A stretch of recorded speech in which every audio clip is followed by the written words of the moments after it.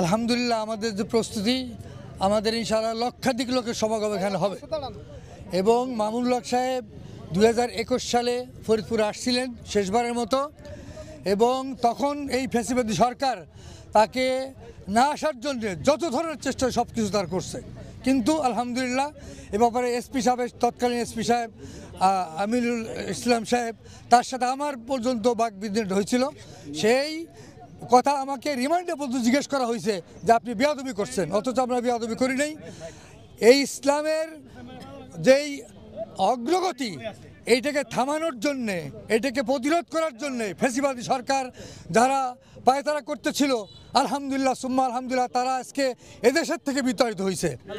আমরা মনে করতেছি যে এটা একটা বড় সম্মেলন হবে এবং এর মাধ্যমে আল্লাহ তাআলা ইসলামকে দেশে প্রতিষ্ঠিত করবেন। ইসলামী মনোভাবপূর্ণ যে সমস্ত মানুষ আছে আল্লাহ তাআলা তাদের অন্তরে আরও হিম্মত শক্তি বাড়াই দিবেন।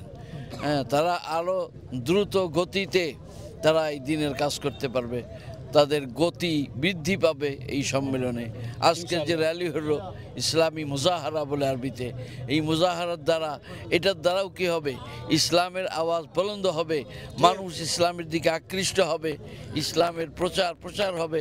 এইভাবে আস্তে আস্তে একদিন ইনশাআল্লাহ সারা পৃথিবীতে, এই কথা মনে রাখবেন যে এটা একটা হাদিস, সারা পৃথিবীতে একজন অমুসলিম থাকবে না, সবাই মুসলমান হবে। এটা হাদিস আসছে, সবাই মুসলমান হয়ে যাবে।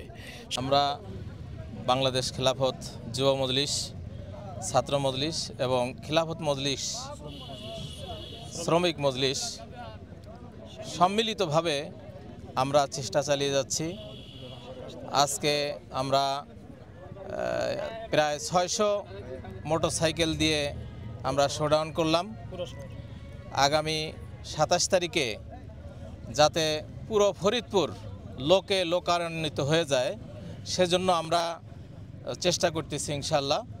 শুধু এই রাজেন্দ্র কলেজের মাঠই নয়, পুরো ফরিদপুর লোকে লোকারণ্য যাতে হয়ে যায় সে ব্যাপারে আমরা সকলেই যথাযথ চেষ্টা করতেছি ইনশাল্লাহ।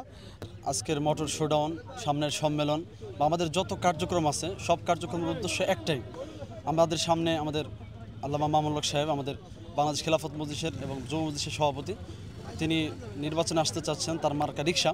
তো সব কিছুর উদ্দেশ্য আমাদের নির্বাচন নয়, আমাদের উদ্দেশ্য হলো আমরা বারবার দেখেছি ইতিপূর্বে 15 বছর স্বৈরশাসক যে নির্যাতন আর জুলুম চালিয়েছে, এরপরে আবার আমরা মনে করেছিলাম একটা উপদেষ্টা পরিষদ আমরা গঠন করেছি, তারাও দেখতেছি নির্যাতনের একটা উপক্রম হচ্ছে। আবার দেখতেছি বিভিন্ন জায়গায় যারা মনে করতেছে আমরা আগামীতে সরকার হব, সরকার হওয়ার আগে তারাও আবার জুলুম নির্যাতনের একটা পদ্ধতি জারি করে ফেলেছে। তো ক্ষমতায় আসলে কি অবস্থা হবে জানি না। তা আমরা চাচ্ছি বারবার জীবন দিয়ে স্বৈরশাসক পরিবর্তন করার চেয়ে একবারে জীবন দিয়ে এমনভাবে আমরা রাষ্ট্রকে গঠন করতে চাই যেন আর স্বৈরশাসকের জন্মই হতে না পারে।